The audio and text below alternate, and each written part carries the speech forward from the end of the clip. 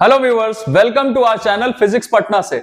आज के इस वीडियो में हम डिस्कस करने वाले प्रिंसिपल ऑफ रिवर्सिबिलिटी के बारे में। ये क्या होता है, इसका स्टेटमेंट क्या है, इसका मैथमेटिकल एक्सप्रेशन क्या है, एंड मोस्ट इंपॉर्टेंट ये मैथमेटिकल एक्सप्रेशन आया कहां से, इसका डेरिवेशन क्या होता है, ये सारा चीज हम इस वीडियो में कवर करने वाले हैं ना। एंड वन मोर थिंग, अगर आपने अभी तक हमारा चैनल सब्सक्राइब नहीं किया तो please do subscribe and also share it with others, ताकि ये जो हमारा मोटिव है ये चैनल स्टार्ट करने का, ये पूरा हो सके आपके हेल्प से, है ना। आइए स्टार्ट करते हैं। यहां पे मैंने इसका स्टेटमेंट लिख के रखा है ऑलरेडी। प्रिंसिपल ऑफ रिवर्सिबिलिटी क्या है? According to principle of reversibility the path of light ray is reversible. सुन के ही पता चल रहा है, रिवर्सिबल मतलब जैसे आया है वैसे ही वापस चला जाए, है ना।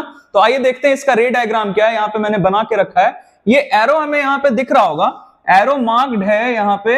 ये लाइट रे हमारा आ रहा था, इंसिडेंट रे, है ना। और उसके बाद यहां पे ये इंसिडेंट होता है इस सरफेस पे, तो ये हमारा जो सरफेस ऑफ सेपरेशन है, जो दो मीडियम्स को अलग कर रहा है, ये मीडियम 1 मीडियम 2, ये कुछ भी हो सकता है ना।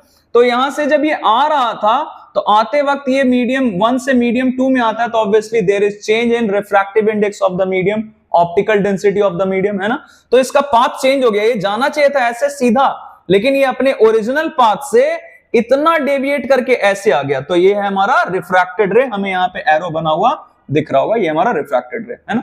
अब हम करने क्या वाले हैं, अगर यहां पे हम एक प्लेन मिरर ले लें और इस प्लेन मिरर को हम ऐसे प्लेस करें सो दैट ये रिफ्रैक्टेड रे इस पे आके नॉर्मल इंसिडेंट हो, है ना। अब ऑब्वियसली हम जो लाइट है हमारा उसको तो हम कंट्रोल कर नहीं सकते, लेकिन हमारे पास जो मिरर है, जो सरफेस हमने लिया है, उसको हम एडजस्ट कर सकते हैं। और उसको कैसे प्लेस किया है, सच दैट ये रिफ्रैक्टेड रे ये कैसे आके इस पे इंसिडेंट हो, परपेंडिकुलर, नॉर्मल। तो हमें पता है परपेंडिकुलर अगर कोई भी लाइट रे किसी भी सरफेस पे इंसिडेंट होता है, ओपेक सरफेस होना चाहिए बस, तो ये जिस पाथ से आया है उसी पाथ से वापस चला जाता है ना। तो ये इस पाथ से आया था, तो यहां पे हम मार्क करके दिखा देते हैं, ये इस पाथ से आया था, अब इसी पाथ से ये वापस भी चला जाएगा। ये परपेंडिकुलर यहां पे अगर इंसिडेंट होता है तो जिस पाथ से आया उसी पाथ को रिट्रेस कर जाता है। तो यहां से ये रिट्रेस करता हुआ इस पाथ से वापस चला गया, एग्जैक्टली, है ना। तो यही हमारा प्रिंसिपल ऑफ रिवर्सिबिलिटी है कि the path of a light ray is reversible.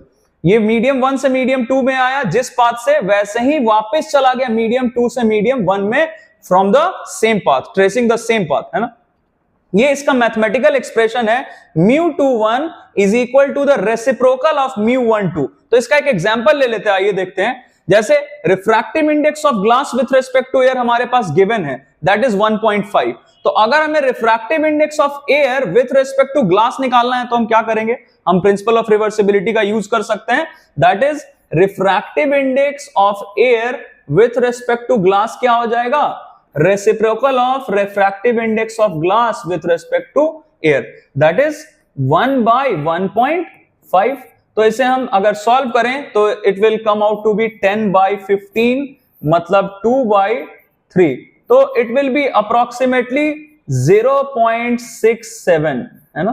तो ये हमारा वैल्यू हम ऐसे करके फाइंड कर सकते हैं। चाहे किसी भी मीडियम का हमें फाइंड करना हो तो हम, अगर किसी एक का दूसरे के रिस्पेक्ट में पता है तो हम दूसरे वाले मीडियम का इस पहले वाले मीडियम के रिस्पेक्ट में पता कर सकते हैं, है ना। आइए अब इसका डेरिवेशन कैसे आता है ये हम देखते हैं। It is quite important. अगर हमसे प्रिंसिपल ऑफ रिवर्सिबिलिटी पूछा गया तो हम पहले स्टेटमेंट लिखते हैं और फिर मैथमेटिकल एक्सप्रेशन लिखते हैं। अगर डेरिवेशन पूछा गया अलग से तब डेरिवेशन दिखाते हैं। तो डेरिवेशन इसका क्या है आइए देखते हैं। यहां पे वो सेम डायग्राम हमने रखा हुआ है, ये हमारा इंसिडेंट रे था, तो ऑब्वियसली ये हमारा एंगल ऑफ इंसिडेंस, और ये रिफ्रैक्टेड रे तो एंगल ऑफ रिफ्रैक्शन। तो अकॉर्डिंग टू स्नेल्स लॉ हम ये μ21 मतलब सेकंड मीडियम का फर्स्ट मीडियम के रिस्पेक्ट में रिफ्रैक्टिव इंडेक्स क्या होता है, sin i by sin r, angle of incidence by angle of refraction, है ना।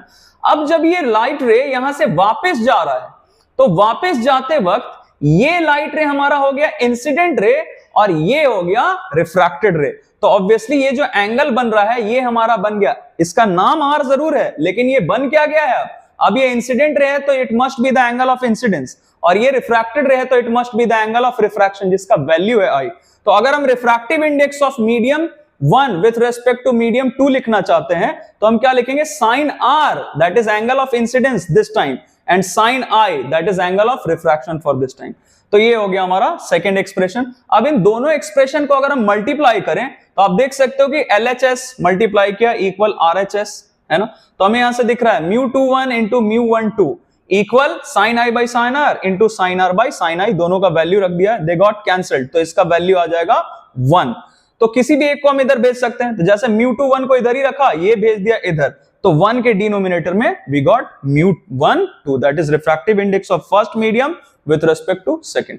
तो आई होप हमने जो इस वीडियो में डिस्कस किया है ये आपको अच्छा लगा, समझ में आया। इसके अलावा भी अगर आप फेस कर रहे हैं, प्रॉब्लम फेस कर रहे हैं किसी भी टॉपिक में, तो you can let me know, I shall try to post a video as soon as possible. Thank you very much and keep watching.